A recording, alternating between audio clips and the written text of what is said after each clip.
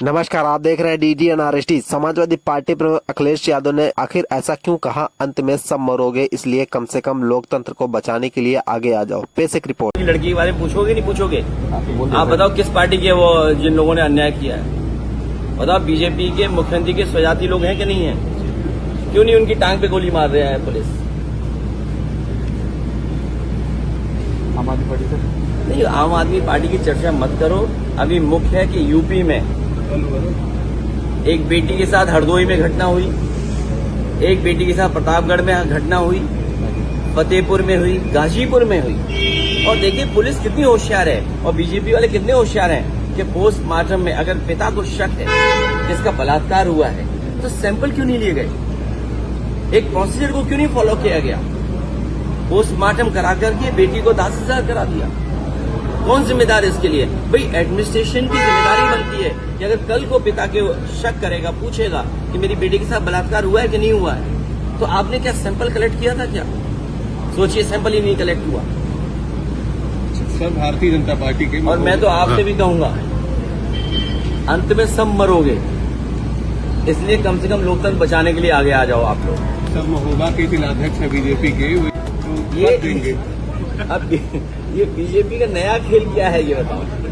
बताओ बीजेपी का क्या नया खेल है कि अगर पद की जगह कुछ और मांग रहे हैं? बताइए भाई, पद के लिए क्या मांग हो रही है बताइए आप। DDNRST। यही संस्कारी पार्टी है? यही सनातनी परंपरा है क्या?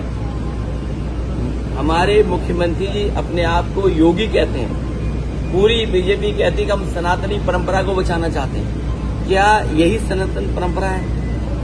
क्या एक पूज्य शंकराचार्य का अपमान होगा? उनके पदाधिकारी किसी बात के लेकर के मांग करेंगे?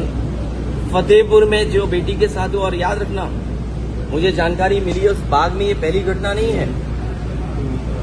उस बाग में ये पहली घटना नहीं है। हमें उम्मीद है कि आप लोग इस बात की जानकारी करेंगे। उस बाग में पहले भी कई घटनाएं हो चुकी हैं, कई लोगों के साथ इस तरह व्यवहार हो चुका है। उसके लिए दोषी कौन है? ठीक है, धन्यवाद।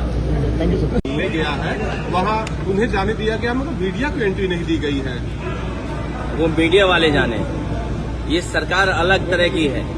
कभी मीडिया वालों को नहीं, कभी दल वालों को नहीं। लेकिन मुझे खुशी इस बात की कि हमारा डेलीगेशन उस परिवार से मिला और उस परिवार की जो हम मदद करना चाहते थे, उनके समाज ने जो पैसा इकट्ठा किया और फिर पार्टी ने जो जोड़ा है, 5 लाख हम लोगों ने मदद की। लेकिन न्याय की बात अभी भी आधी अधूरी।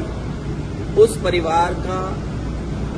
परिवार के साथ जो व्यवहार हुआ है वो न्याय मिले और समाजवादी पार्टी के कार्यकर्ताओं के ऊपर जो झूठे मुकदमे लगे हैं वो सरकार वापस ले।